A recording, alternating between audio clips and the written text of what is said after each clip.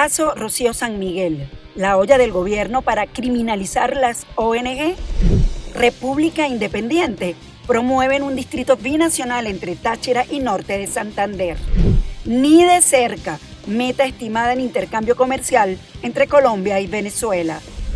Buenas noches, bienvenidos a Noticias en Vivo por Impacto Venezuela de este 14 de febrero. Felicidades a todos hoy en el día de San Valentín e inicio de la Cuaresma. Yo soy Yasmín Velasco y de inmediato comenzamos a revisar las informaciones más destacadas del día. Tarek William Saab, fiscal general de la República, desmintió que la defensora de derechos humanos Rocío San Miguel haya sido desaparecida por las autoridades y afirmó que las ONG que posicionan estas acusaciones también incurren en delitos, escenario que genera mayor alerta en las organizaciones civiles independientes del país. Joan Álvarez nos amplía. Tras la ola de señalamientos contra los cuerpos de seguridad del Estado y el accionar de la justicia venezolana por la irregular detención de Rocío San Miguel, el fiscal general de la República desmintió que la defensora de derechos humanos haya sido desaparecida de manera forzada, por lo que calificó de mitómanos a los abogados y ONGs que han condenado la acción, que comenzó el pasado viernes en horas de la mañana. Oigan, audiencia de presentación, previo a una orden de aprehensión con una detención. Imposible entonces, señores mitómanos, digan que haya existido en este caso la cualidad brutal y terrible que condenamos y que no aceptamos de desaparición forzada. Mienten y se creen la mentira, pero al mismo tiempo delinquen al decir esas mentiras, ¿no? Explíquenme una desaparición forzada cuando alguien es presentada ante el Tribunal Segundo contra Terrorismo, que ya fue comunicado por mi persona.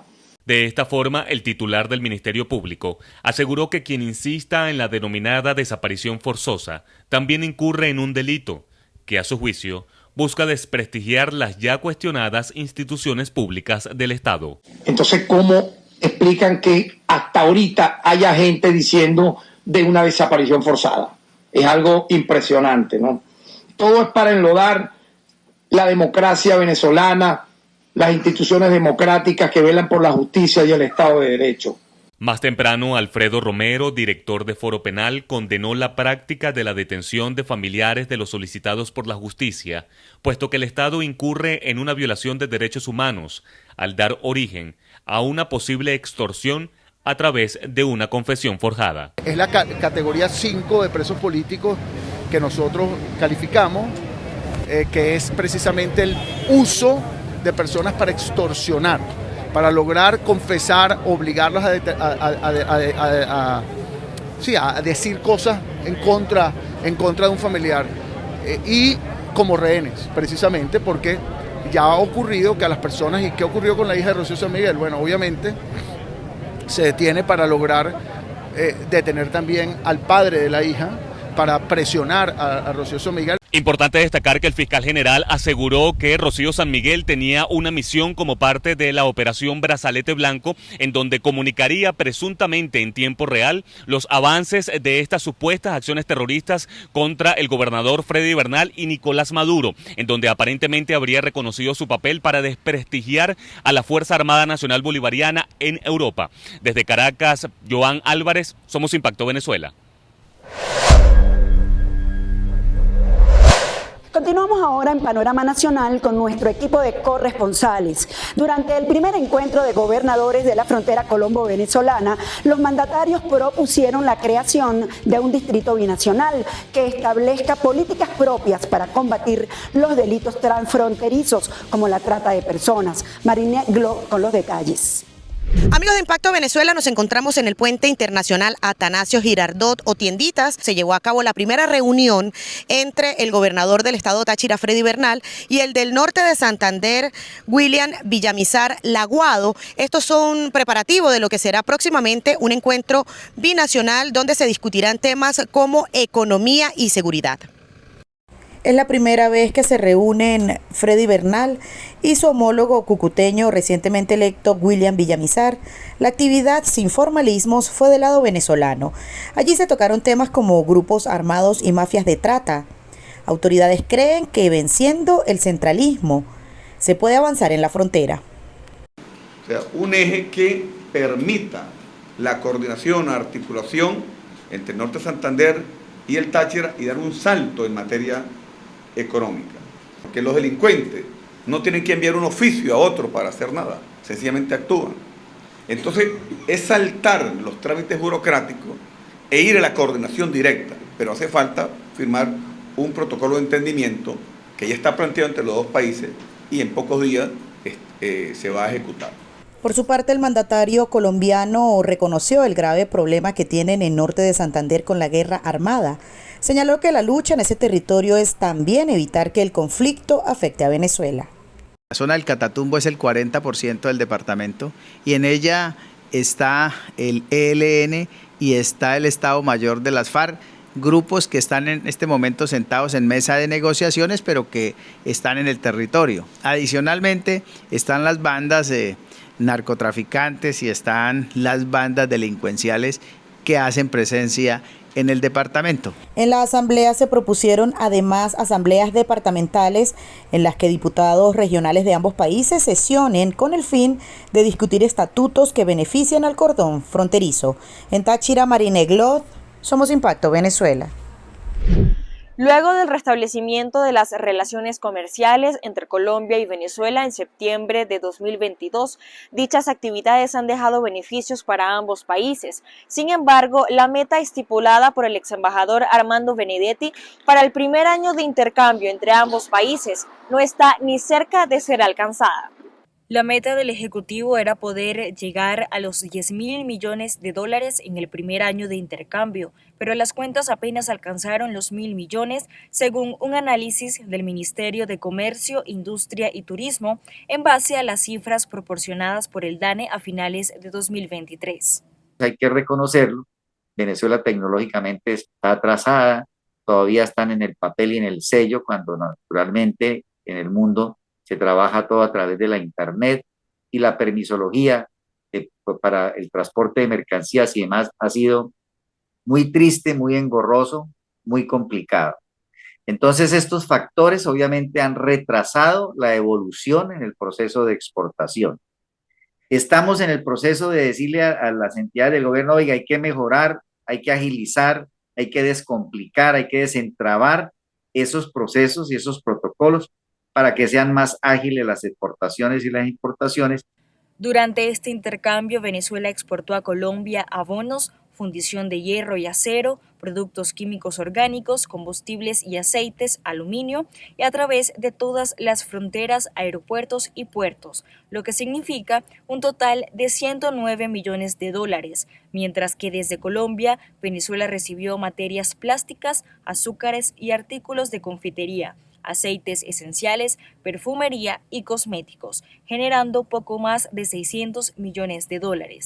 Ante estos resultados, los comerciantes manifiestan seguir intentando consolidar un intercambio beneficioso para ambos países. Para ello, señalan que es necesario el tratado de algunos factores que impiden la buena comercialización, como por ejemplo las mafias fronterizas. No ha sido lo más próximo a lo que nosotros queríamos de perfección, hay mucha dificultad, pero también entendemos que, repito, después de 7 años es muy difícil pensar que todo fluyera perfecto.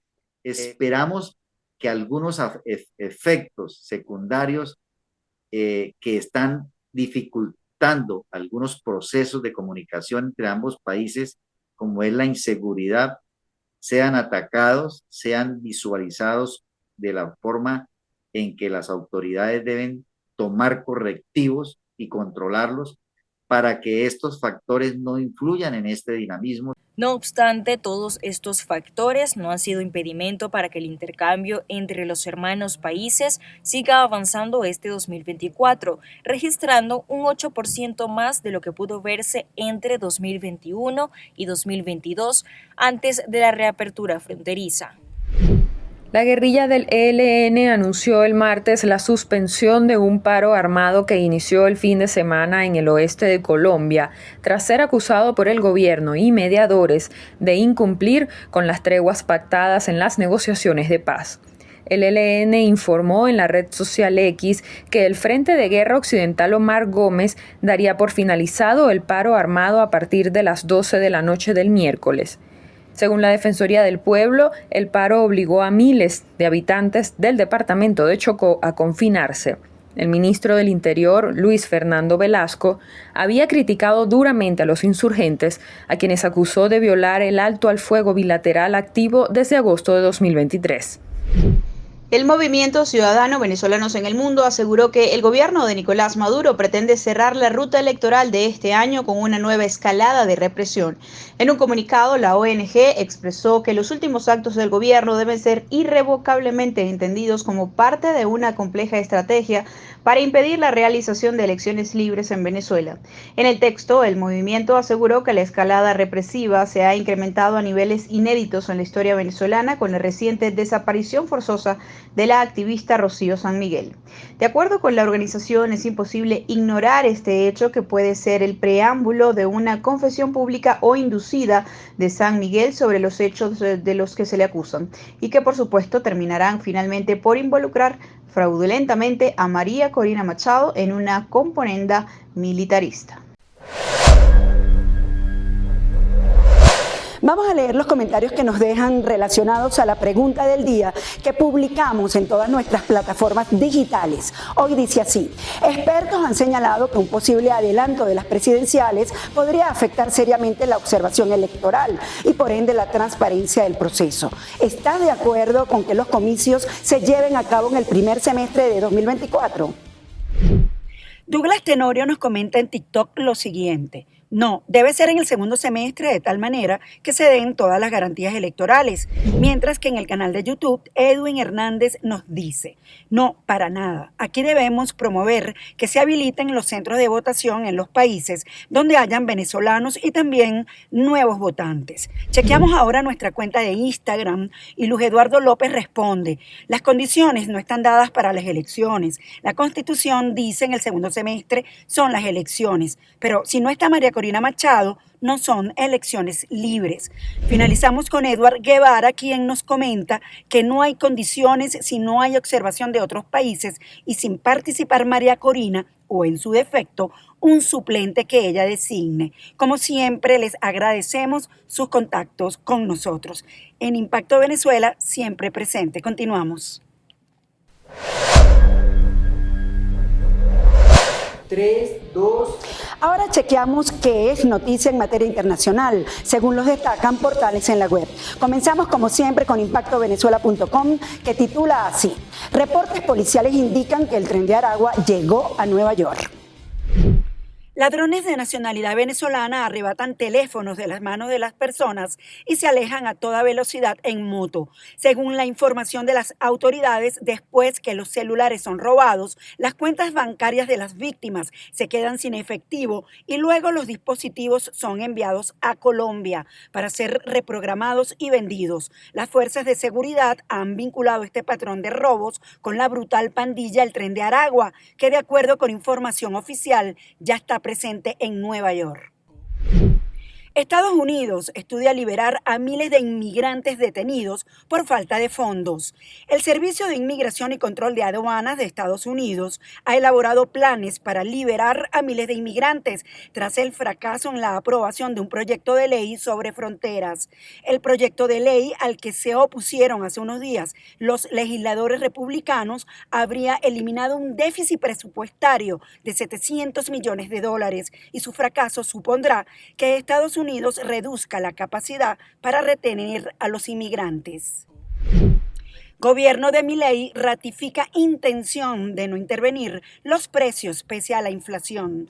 En una rueda de prensa, el portavoz presidencial Manuel Ardoni reiteró la idea de que el ejecutivo de Javier Milei no interviene en precios y que se ocupa de hacer todo lo posible para que dentro de un tiempo la inflación haya quedado atrás y se recupere el poder adquisitivo. Asimismo, la administración argentina mantiene su teoría de pulverizar el déficit fiscal. Distintos Nuevos tipos de justicia en Revolución Venezolana, así titula la caricatura del día el ilustrador Fernando Pinilla en referencia a los recientes detenidos por el gobierno de Nicolás Maduro. Con esto finalizamos el programa de hoy, amigos de Impacto Venezuela. Hasta mañana.